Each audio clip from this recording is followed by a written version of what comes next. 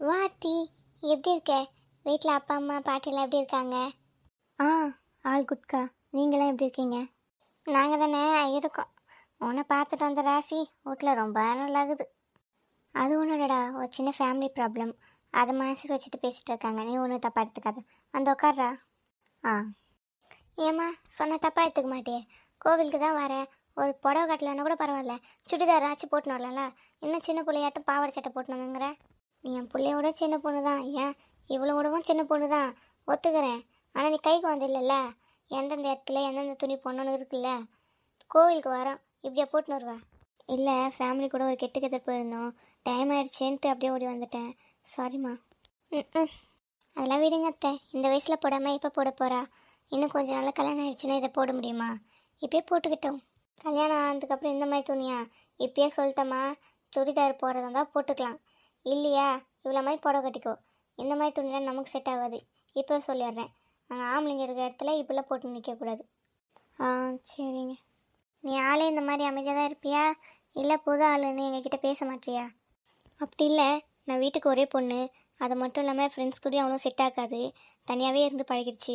அதனால் நான் வெளியே ஆளுங்கிட்ட அவ்வளோ பேச மாட்டேன். மனோஜ் அப்போவே சொன்னாம்மா, நீ நல்ல பொண்ணு, அமைதியான பொண்ணுன்னு. அவன் தேர்ந்தெடுத்தா அப்படி தான் இருக்கும். அமைதியாக தான் இருப்பேன்னு நான் நினச்சேன். அதே மாதிரி தான் இருக்கேன். சரி, வீட்டுக்கு போம்மா, பார்த்தேன். நான் அப்பா அம்மா கிட்டே பேசிக்கிறேன். ஆ, சரிங்கம்மா. நீங்களும் பார்த்துப்போங்க. சரி ஆத்தி, அப்போ நீ பார்த்துப்போ. நாங்களும் அப்படியே வீட்டுக்கு கிளம்புறோம். ஹோய், டேட்ஸ் லிட்டில் பிரின்சஸ். என்ன சோகமாக இருக்கீங்க? என்னாச்சு? அப்பா கிட்ட சொல்ல மாட்டீங்களா? மாப்பிள்ளையோட அம்மா மீட் பண்ண போகணும்னு சொல்லிட்டு இருந்தியே, என்னாச்சு? மீட் பண்ணியா? அவங்க எதனா ஆசை நடந்துக்கிட்டாங்களா என்ன? அதனால தான் சோகமாக இருக்கியா? சொல்லுமா. அப்படிலாம் இல்லைப்பா, எனக்கு தான் கொஞ்சம் கன்ஃபியூசிங்காக இருக்குது. எனக்கு மனோஜை பிடிச்சிருக்கு. ஆனால் அவங்க அம்மா ஒரு டைம் நல்லா சிரித்து பேசுகிறாங்க, ஒரு டைம் ஒருன்னு வச்சுட்டு இருக்காங்க மூஞ்ச. அவங்கள பார்த்தா தான் கொஞ்சம் பயமாக இருக்குது. ஆனால் எனக்கு மனோஜ் உண்மையாக ரொம்ப பிடிச்சிருக்குப்பா. என் தங்கம், உனக்கு ஒன்று பிடிச்சிருக்குன்னு சொன்னால் அப்பா அதை பண்ணாமல் இருப்பேனா? இந்த மேரேஜ் கண்டிப்பாக நடக்கும். நீ எதை பற்றியும் கவலைப்படாத. அவங்க அப்பா அம்மா ரொம்ப தொந்தரவு பண்ணுறாங்கன்னா நீங்கள் தனி கொடுத்துன்னு வந்துருங்க. அவள் தான் முடிஞ்சிடுச்சு. இந்த வீடு சும்மா தானே இருக்கேன், இங்கே கூட கூட்டிகிட்டு வந்துடுறேன் அவரை. இதில் என்ன இருக்குது? நான் தனி கொடுத்துடும் போகலான்னு சொன்னால் அவங்க அம்மா அப்பா விட்டுட்டு அவங்க வருவாங்களா? ஏன் வரக்கூடாது? நீ மட்டும் எங்களை விட்டுட்டு அவங்க கூட போகலாம், அவன் உனக்காக வரமாட்டானா? அவர் சரியான அம்மா பையன் போலப்பா.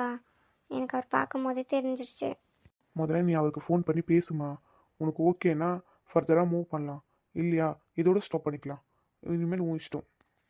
சரிங்கப்பா, நான் ஒரு கால் பண்ணி பேசி பார்க்குறேன். நீ சொல்கிற மாதிரி அவங்க அம்மா ஸ்ட்ரிக்டாக கூட இருக்கலாம், அது தப்புலாம் இல்லை. எந்த மாமியார் இருந்தவன் அப்படி தான் இருப்பாங்க. எல்லாரும் ஸ்வீட்டாக இருப்பாங்களாம் சொல்ல முடியாது.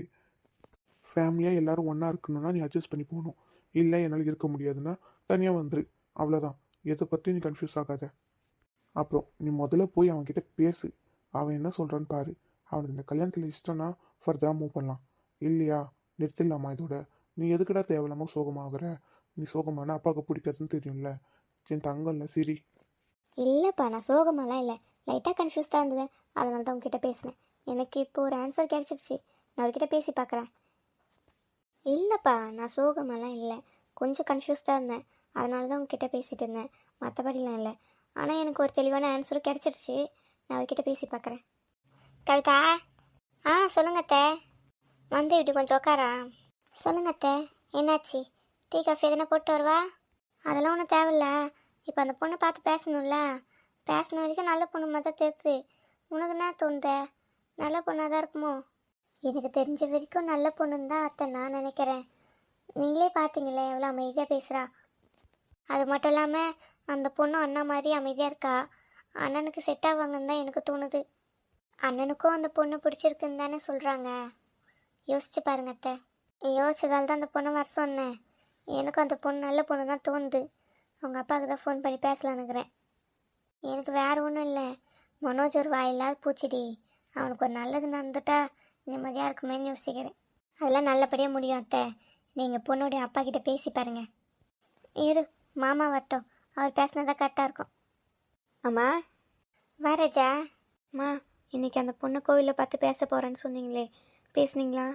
என்னம்மா, உங்களுக்கு ஓகேவா? கவலைப்படாதடா, அந்த பொண்ணு நல்ல பொண்ணாக தாங்குது. எனக்கு சரி வரும் தான் தோணுது. அப்பா வந்ததும் நைட்டு அந்த பொண்ணோட அப்பா கிட்ட பேச சொல்லலாம்.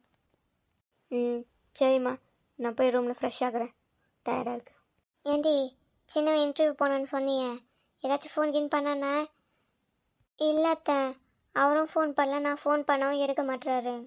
இவன்கிட்ட இதே ரோதனையாக போச்சு. அவசரத்துக்கு ஃபோன் பண்ணால் எடுக்கிறான் நபர். இவனை வச்சு இன்னும் ஒன்றும் பண்ண முடியாது. வெளியே துணி காய வச்சது எத்தியா?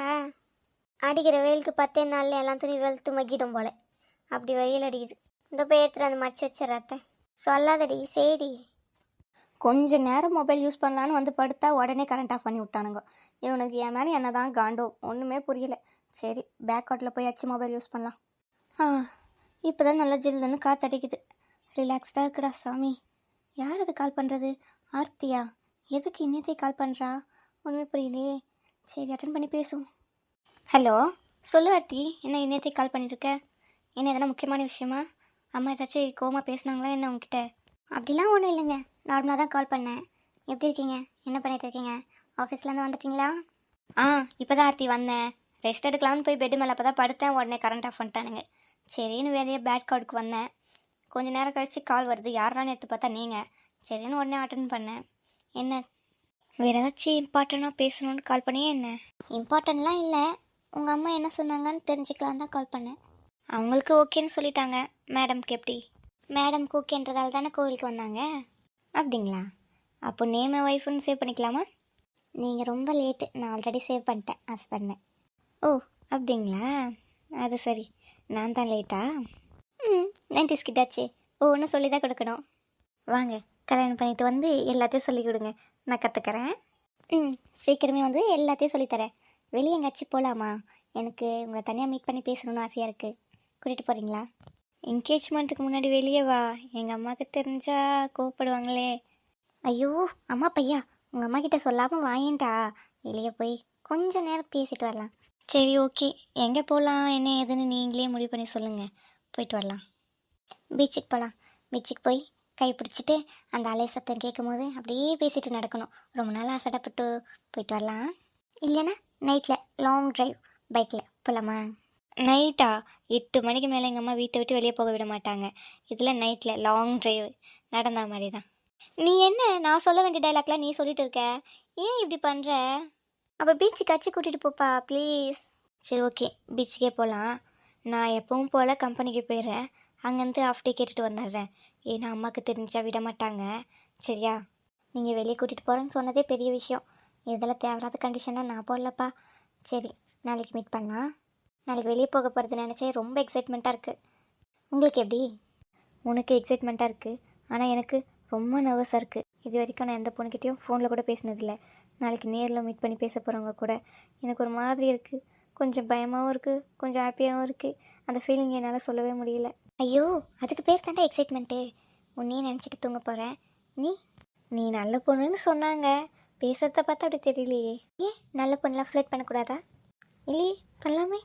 நானும் நீ ஃப்ளர்ட் பண்ணணுன்னு தான் எதிர்பார்க்குறேன். நீ ஒரு ஸ்டெப் கூட ஃபார்வர்டு எடுத்து வைக்க மாட்டேயே. நான் என்னத்தை பண்ணுறது? அதான் நானே மூவ் பண்ண ஆரம்பிச்சிட்டேன். இதுவும் நல்லா தான் இருக்குது. என்கிட்ட ஒரு பொண்ணு பேசுமான்னு எதிர்பார்த்துட்டு இருந்தேன். இப்போ அந்த பொண்ணு என்கிட்ட ஃப்ளர்ட் பண்ணுது.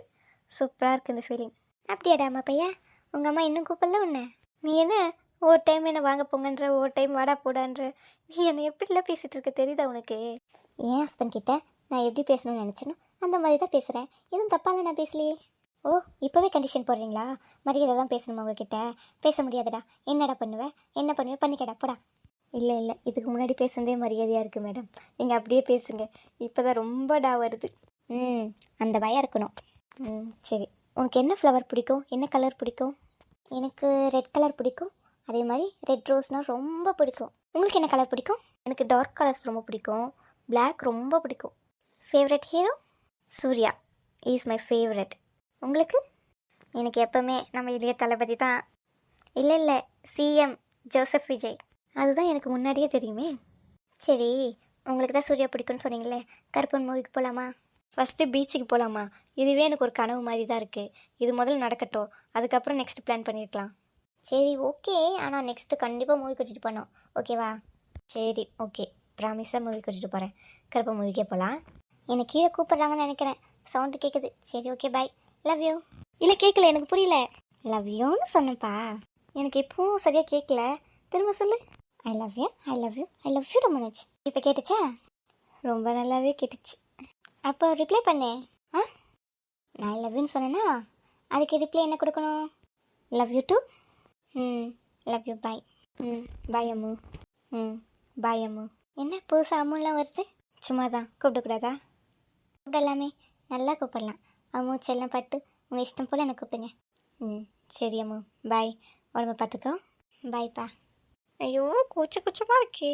என்கிட்ட ஒரு பொண்ணு லவ் யூன்னு சொல்லுது, வடப்படன்னு உரிமையாக பேசுது. ஐயோ, கனவு மாதிரி இருக்கே. இந்த கனவாக இருந்தால் கூட இது கலையக்கூடாது கடவுளே. டே அண்ணா, என்னடா ஆச்சு? தனியாக பேசுகிற, தனியாக சிரிக்கிற, என்னடா ஆச்சு உனக்கு? அதெல்லாம் ஒன்றும் இல்லை, வாடா. நீ தனியாக நின்று பேசி சிரிச்சிட்டு இருந்ததை நான் பார்க்கல. ஒன்றும் இல்லைன்னு போய் சொல்கிற. இல்லைடா, ஆர்த்திக்கிட்ட பேசிட்டு இருந்தேன், அதான் சிரிச்சிட்டு இருந்தேன். ஓஹோ, கதை அப்படி போதா? அப்போ தனியாக பேசி சிரிக்க மட்டும் மாட்டீங்க, வைக்கப்படுவீங்க, அப்புறம் என்னென்னமோ பண்ணுவீங்களே. இதெல்லாம் நான் இனிமேல் பார்க்கணுமா? சரி, ஓகே. சும்மா கலாய்க்காதடா. கலாய்க்கிறேனா? உண்மையாக பேசுகிறேன்டா. நீ வேணா எனக்கு அண்ணனாக இருக்கலாம், ஆனால் லவ் விஷயத்தில் நான் தான் உனக்கு அண்ணன். ஏதாச்சும் டவுட் இருந்துச்சுன்னா என்கிட்ட கேட்டு கற்றுக்கோ. அப்படிங்களா சார்? என்ன டவுட் வேணால் கேட்கலாமா? இன்டர்வியூ என்னாச்சுங்க சார்? அது ஊற்றிக்கிச்சுண்ணா. இதில் நீ எனக்கு அண்ணனா? போடா வேலையை பாரு. உனக்கு எதனா கம்பெனி தெரிஞ்சால் ரெஃபர் பண்ணி விடேன்டா. ஸ்டார்டிங்கில் எத்தனை கம்பெனி ரெஃபர் பண்ணேன், அப்போல்லாம் இன்ட்ரெஸ்ட் இல்லைன்னு சொல்லிட்டு இப்போ வந்து திடீர்னு கேட்டால் நான் என்ன பண்ணுறது? கொஞ்ச நாள் வெயிட் பண்ணு, இத்தனை நாள் இது பண்ணிட்டேன், பார்க்கலாம். நல்ல கம்பெனி வந்தால் கண்டிப்பாக உன்னை ரெஃபர் பண்ணுறேன். சரி, திரும்ப பேச போறிய என்ன? உள்ளே போகலாமா? இல்லை அவள் தான் பேசிட்டேன், வா உள்ளே போகலாம்.